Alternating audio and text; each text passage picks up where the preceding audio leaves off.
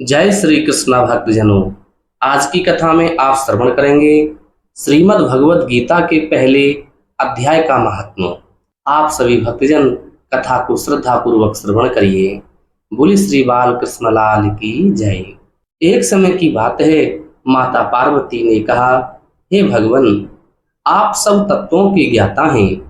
आपकी कृपा से मुझे श्री विष्णु संबंधी नाना प्रकार के धर्म सुनने को मिले, जो समस्त लोक का उद्धार करने वाले हैं। देवेश, अब मैं गीता का महात्म सुनना चाहती हूँ, जिसका श्रवण करने से श्री हरि में भक्ति बढ़ती है।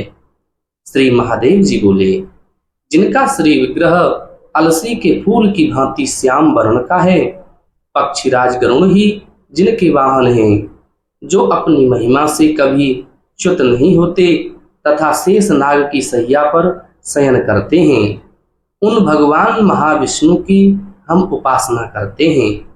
एक समय की बात है, मुर दैत्य के नाशक भगवान विष्णु शेष नाग के रमणीय आसन पर सुखपूर्वक विराजमान थे।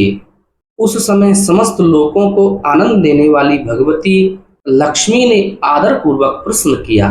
श्री लक्ष्मी जी ने पूछा, भगवान, आप संपूर्ण जगत का पालन करते हुए भी अपने ऐश्वर्य के प्रति उदासीन से होकर जो इस क्षीर सागर में नींद ले रहे हैं, इसका क्या कारण है? श्री भगवान बोले, सुमुखी, मैं नींद नहीं लेता हूँ, अपितु तत्व का अनुसरण करने वाली अंतर्दृष्टि के द्वारा अपने ही माहेश्वर तेज का साक्षात्कार कर रहा हूँ। देवी, यह वही तेज है जिसका योगी पुरुष कुशाग्र बुद्धि के द्वारा अपने अंतःकरण में दर्शन करते हैं तथा जिसे मीमांसक विद्वान वेदों का सार तत्व निश्चित करते हैं। वह महेश्वर तेज एक अजर प्रकाश स्वरूप, आत्मस्वरूप, रोग शोक से रहित अखंड आनंद का पुंज, निस्पंदन, निरीह तथा द्वैत रहित है। इस जगत का जीवन उसी के अधीन है, मैं उसी का अनुभव करता हूँ। देवेश्वरी, यही कारण है कि मैं तुम्हें नींद लेता सा प्रतीत हो रहा हूँ। श्री लक्ष्मी जी ने कहा, ऋषिकेश, आप ही योगी पुरुषों के ध्येय हैं। आपके अतिरिक्त भी कोई ध्यान करने योग्य तत्व है, यह जानकर मुझे बड़ा कौतूहल हो रहा है। इस चराचर जगत की सृष्टि और संहार करने वाले स्वयं आप ही हैं। आप सर्व समर्थ हैं। इस प्रकार की स्थिति में होकर भी यदि आप उस परम तत्व से भिन्न हैं, तो मुझे उसका बोध कराइए।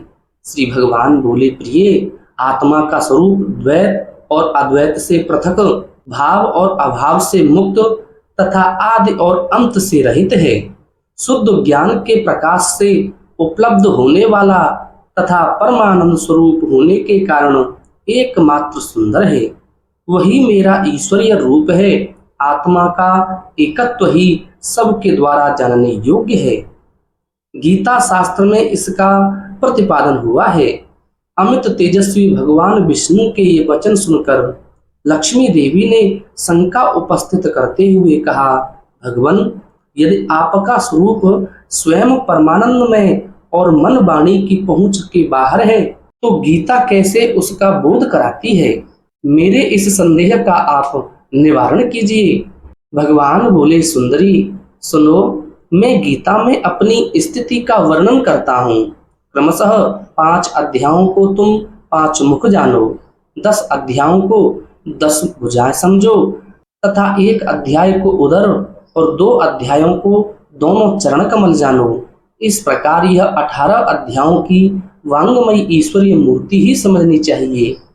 यह ज्ञान मात्र से ही महान पातकों का नाश करने वाली है। जो उत्तम बुद्धि वाला पुरुष गीता के 1 या आधे अध्याय का अथवा 1 आधे या चौथाई श्लोक का भी प्रतिदिन अभ्यास करता है, वह सुशर्मा के समान मुक्त हो जाता है। श्री लक्ष्मी जी ने पूछा, देव, सुशर्मा कौन था, किस जाति का था और किस कारण से उसकी मुक्ति हुई? भगवान बोले, प्रिय, सुशर्मा बड़ी खोटी बुद्धि का मनुष्य था। पापियों का तो वह शिरोमणि ही था। उसका जन्म वैदिक ज्ञान से शून्य एवं क्रूरतापूर्ण कर्म करने वाले ब्राह्मणों के कुल में हुआ था। वह न ध्यान करता था, न जप, न होम करता था, न अतिथियों का सत्कार। वह लंपट होने के कारण सदा विषयों के सेवन में ही आसक्त रहता था। हल जोतता और पत्ते बेचकर जीविका चलाता था। उसे मदिरा पीने का व्यसन था तथा वह मांस भी खाया करता था। इस प्रकार उसने अपने जीवन का दीर्घ काल व्यतीत कर दिया। एक दिन मूढ़ बुद्धि सुशर्मा पत्ते लाने के लिए किसी ऋषि की वाटिका में घूम रहा था।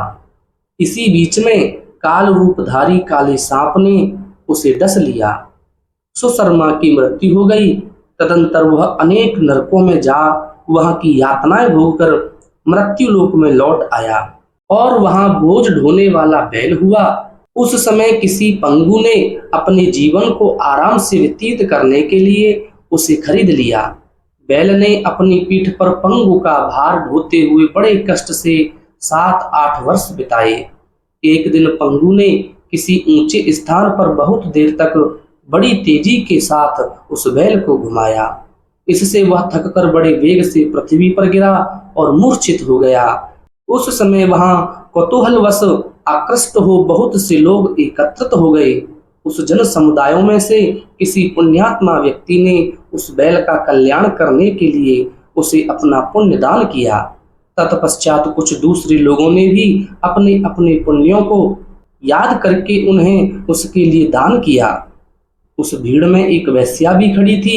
उसे अपने पुण्य का पता नहीं था, तो भी उसने लोगों की देखा देखी उस बैल के लिए कुछ त्याग किया। तदंतर यमराज के दूत उस मरे हुए प्राणी को पहले यमपुरी में ले गए। वहां यह विचार कर कि यह वेश्या के दिए हुए पुण्य से पुण्यवान हो गया है, उसे छोड़ दिया गया। फिर वह भूलोक में आकर उत्तम कुल और शील वाले ब्राह्मण के घर में उत्पन्न हुआ। उस समय भी उसे अपने पूर्व जन्म की बातों का स्मरण बना रहा। बहुत दिनों के बाद अपने अज्ञान को दूर करने वाले कल्याण तत्व का जिज्ञासु होकर वह उस वैश्या के पास गया और उसने दान की बात बतलाते हुए उसने पूछा, तुमने कौन सा पुण्य दान किया था? वैश्या ने उत्तर दिया, वह पिंजरे में बैठा हुआ तोता प्रतिदिन कुछ पढ़ता है, उससे मेरा अंतःकरण पवित्र हो गया है। उसी का पुण्य मैंने तुम्हारे लिए दान किया था। इसके बाद उन दोनों ने तोते से पूछा। तब उस तोते ने अपने पूर्व जन्म का स्मरण करके प्राचीन इतिहास कहना आरंभ किया। सुख बोला, पूर्व काल में मैं विद्वान होकर भी विदुता के अभिमान से मोहित रहता था। मेरा राग द्वेष इतना बढ़ गया था कि मैं गुणवान विद्वानों के प्रति भी ईर्ष्या भाव रखने लगा। फिर समयानुसार मेरी मृत्यु हो गई और मैं अनेकों घृणित लोकों में भटकता रहा। उसके बाद इस लोक में आया। सदगुरु की अत्यंत निंदा करने के कारण तोते के कुल में मेरा जन्म हुआ। पापी होने के कारण छोटी अवस्था में ही मेरा माता पिता से वियोग हो गया। एक दिन मैं ग्रीष्म ऋतु में तपे हुए मार्ग पर पड़ा था। वहां से कुछ श्रेष्ठ मुनि मुझे उठा लाए और महात्माओं के आश्रय में आश्रम के भीतर एक पिंजरे में उन्होंने मुझे डाल दिया। वहीं मुझे पढ़ाया गया। ऋषियों के बालक बड़े आदर के साथ गीता के प्रथम अध्याय की आवृत्ति करते थे। उन्हीं से सुनकर मैं भी बारंबार पाठ करने लगा। इसी बीच में एक चोरी करने वाले बहेलिया ने मुझे वहां से चुरा लिया। तत्पश्चात इस देवी ने मुझे खरीद लिया। यही मेरा वृतांत है जिसे मैंने आप लोगों से बता दिया। पूर्व काल में मैंने इस प्रथम अध्याय का अभ्यास किया था, जिससे मैंने अपने पाप को दूर किया है। फिर उसी से इस वैश्या का भी अंतःकरण शुद्ध हुआ है और उसी के पुण्य से ये द्विज श्रेष्ठ सुशर्मा भी पाप मुक्त हुए हैं। इस प्रकार परस्पर वार्तालाप और गीता के प्रथम अध्याय के महात्म की प्रशंसा करके वे तीनों निरंतर अपने अपने घर पर गीता का अभ्यास करने लगे। फिर ज्ञान प्राप्त करके वे मुक्त हो गए। इसलिए जो गीता के प्रथम अध्याय को पढ़ता, सुनता तथा अभ्यास करता है, उसे इस भव सागर को पार करने में कोई कठिनाई नहीं होती है। बोले श्री बाल कृष्ण लाल की जय। श्रीमद् भगवद गीता जी के आगे के अध्यायों को श्रवण करने के लिए कृपया आप हमारे चैनल आध्यात्मिक एक्सप्लोर को जरूर सब्सक्राइब करें। वीडियो अच्छी लगी हो तो अपने इष्ट मित्रों को आगे की तरफ शेयर कर दीजिए और लाइक भी जरूर कर दीजिए। कमेंट बॉक्स में जय श्री कृष्णा अवश्य लिखते जाइए।